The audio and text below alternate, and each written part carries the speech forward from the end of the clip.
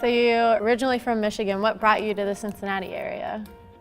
Cincinnati is an amazing big little city. I grew up in northwestern Michigan in a very small community, probably about a mile square. If I was going to start over and get out of the tiny little town, it was time to do that. It was time to maybe grow up a little. And I started playing on a softball team based out of Cincinnati, and that's how I met my wife. So I can say softball, or I could say a girl, I guess, or I could say the lovely town of Cincinnati. There are a couple options. Growing up, my parents were foster parents when I was in middle school and then parts of high school. So I knew what that was like, and I knew the process.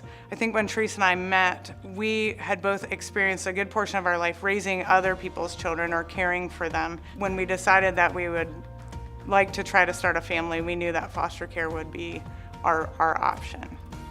So tell us about your family now. So we are 5 strong. Delilah makes me excited for life.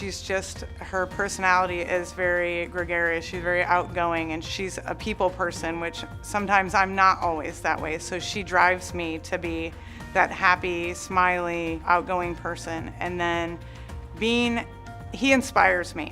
He came from such a little guy, and the things that his body and his mind went through before he grew up to this strong 3-year-old, he inspires me. And then we have a third little guy who came to us about a year ago. He is still in the foster care system. I feel like he makes me a better mom.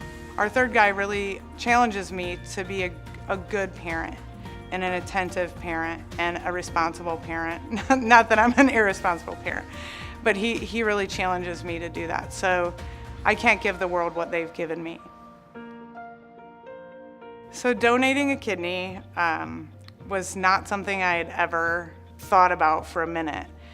I have always signed up to be an organ donor at the end of my life, and that was sort of my default plan for life. You give it all away at the end.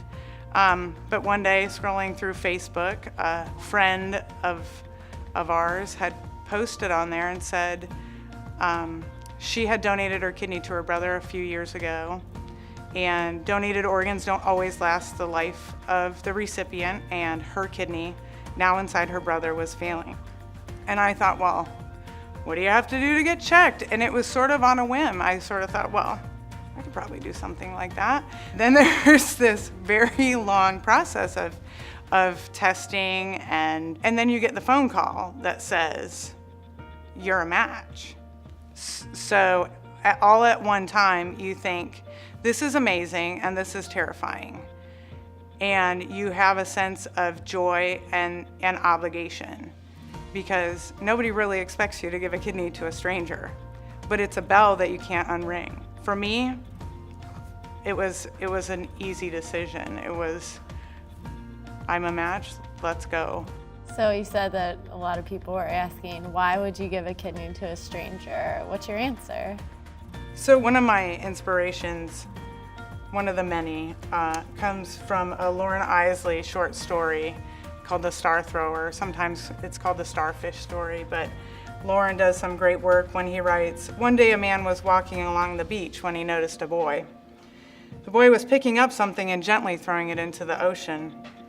Approaching the boy, he asked, "What are you doing?" And the youth replied, "Throwing starfish back into the ocean. The surf is up and the tide is out, and if I don't throw them back, they'll die."